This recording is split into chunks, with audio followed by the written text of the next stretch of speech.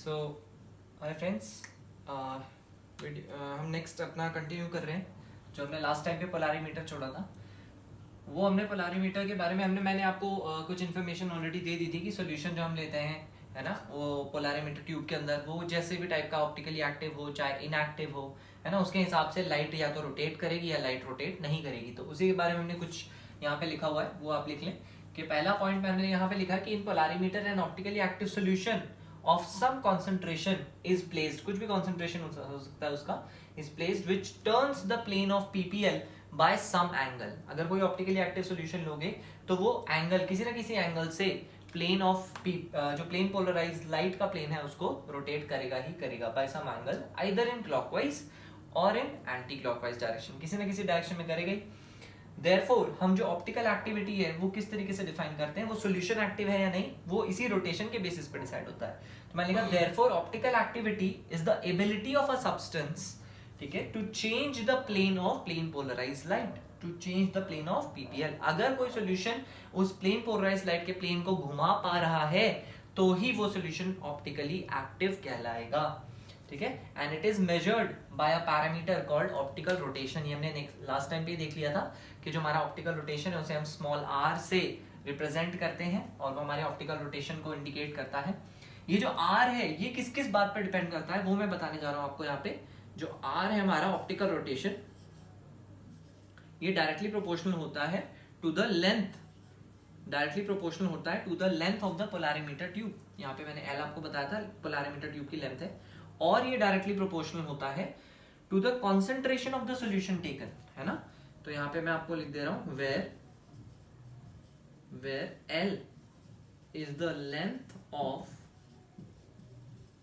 Polarimeter tube, is the length of polarimeter tube. Of course in decimeter लेना होता है, जैसे कि मैंने आपको बताया था for numerical point of view. And जो हमारा C है, it is the concentration,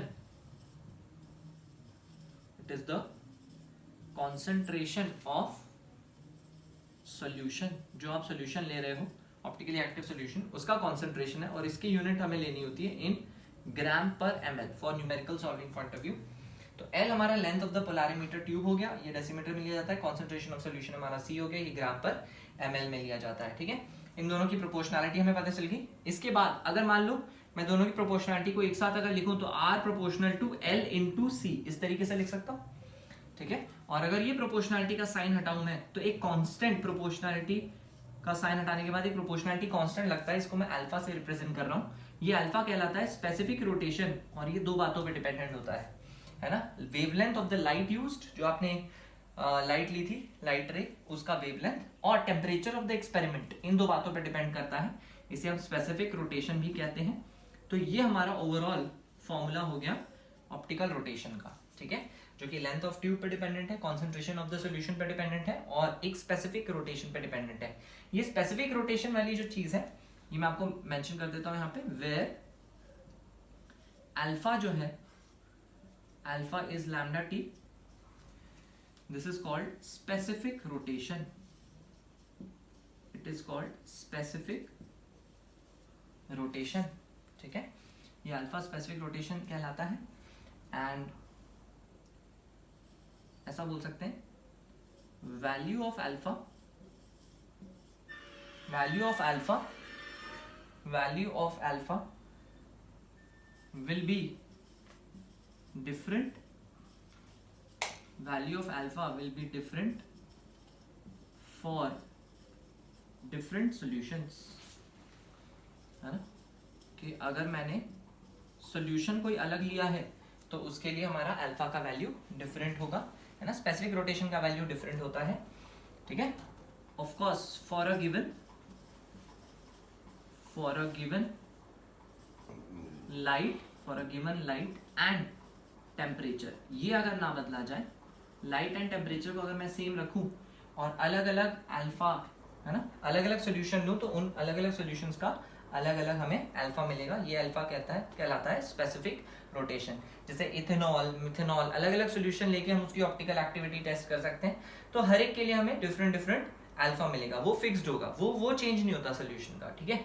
length और कॉन्सेंट्रेशन अगर मैं बदलता हूं तो उससे क्या बदलेगा, है ना, जो भी हमारा ऑप्टिकली एक्टिव सोल्यूशन है उसका बस आर बदल सकते हो आप, है ना, जैसे इथेनॉल या मिथेनॉल या कोई प्रोपेनॉल, कोई मतलब कोई भी सोल्यूशन आप ले लो, उसका अगर आपको अल्फा चेंज करना है, अल्फा आप चेंज नहीं कर सकते, alpha is a constant for a given wavelength and temperature. आप क्या चीज बदल सकते हो, सिर्फ ऑप्टिकल रोटेशन, सिर्फ ये चीज बदल सकते हो। आप कैसे बदल सकते हो, कॉन्सेंट्रेशन बढ़ा के, है ना, कॉन्सेंट्रेशन के आपको ये दिख रहा है डायरेक्टली प्रोपोर्शनल है, तो कॉन्सेंट्रेशन इंक्रीज करके आप ये ऑप्टिकल रोटेशन को चेंज कर सकते हो, दैट्स इट।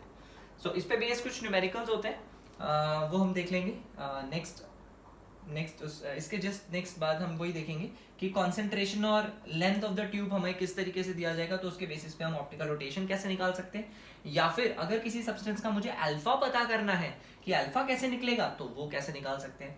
वो आप यहाँ पे देख भी सकते हो कि मान लो आपने लेंथ की वैल्यू यहाँ पुट कर दी, है ना, आपको पता है डेसीमीटर में कितनी लेंथ आपने ली होगी पोलैरिमीटर ट्यूब की, उसके बाद कॉन्सेंट्रेशन आप खुद ही लोगे, है ना, खुद को आपको पता ही होगा कितनी कॉन्सेंट्रेशन का सोल्यूशन डाल रहे हो, और रोटेशन जो ऑब्जर्व करोगे ये भी आपको पता होगा, तो एक्सपेरिमेंटली आप आर, एल और सी ये सारी वैल्यूज तो पता कर सकते हो, यानी बहुत ऑब्वियस ही बात है, आपको अल्फा की वैल्यू अपने आप पता चल जाएगी। For different values of concentration you can calculate different values of R, and using those values you can verify that alpha will come out to be a constant for a particular solution. ठीक है, तो बाकी इस पे numericals हम देखेंगे अपनी next video में। Thank you.